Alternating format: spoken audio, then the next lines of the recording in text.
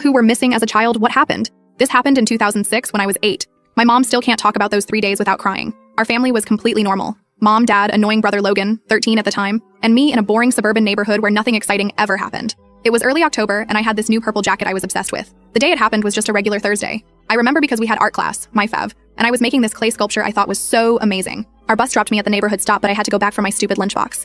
I forgot, so I ended up walking home alone. I remember seeing this blue van on our street that I didn't recognize. Then things get fuzzy. I was walking, felt like someone was watching me, and then nothing. My memory just stops. Next thing I know, I'm waking up in this small room with beige walls and one tiny window way up high. Still had my clothes on, but no backpack. I wasn't even scared at first, just confused AF. The door was locked from outside. Room smelled weird, like mothballs and something sweet. There was a small table with some crackers and juice.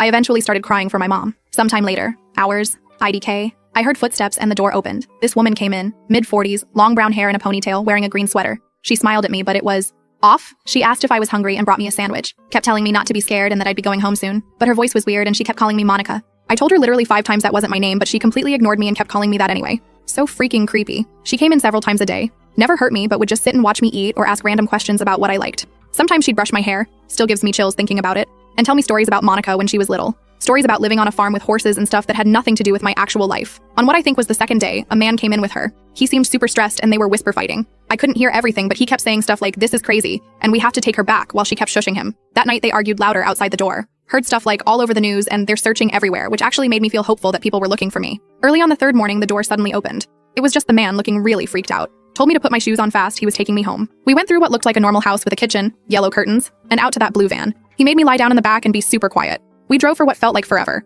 Finally stopped at a shopping center parking lot about 20 minutes from my neighborhood. It was barely light out. He told me to go into the grocery store and tell someone I was lost. Then just drove away. I did what he said. Went into the store crying and told the first employee I saw that I was lost. They called police, and within an hour my parents were there hugging me and sobbing. The police questioned me for hours. They found the abandoned van but never found the people who took me. I tried to move on with my life but always had questions. My parents would get weird whenever I asked for details. Something felt off. Years passed. I had nightmares about that room, developed a serious phobia of blue vans, could never wear a purple jacket again. When I turned 16, I was going through some stuff and having panic attacks about it all. My parents finally sat me down and told me the actual truth they'd been hiding. The woman who took me was named Elaine. The man was her brother. They lived less than a mile from us. This woman had been watching me walk home from the bus stop for weeks before she took me. She had been stalking me. But the reason why she took me specifically, she had a daughter named Monica who looked exactly like me. Same blonde hair, same features. Monica had died in a car accident 3 years before, and would have been almost exactly my age when I was taken. The police told my parents it was what they call a replacement abduction, where someone takes a child who resembles their dead kid. The brother only helped her because he was worried what she might do otherwise, and he made her let me go when he saw how massive the search had become. The house where they kept me was a vacation rental the brother had access to.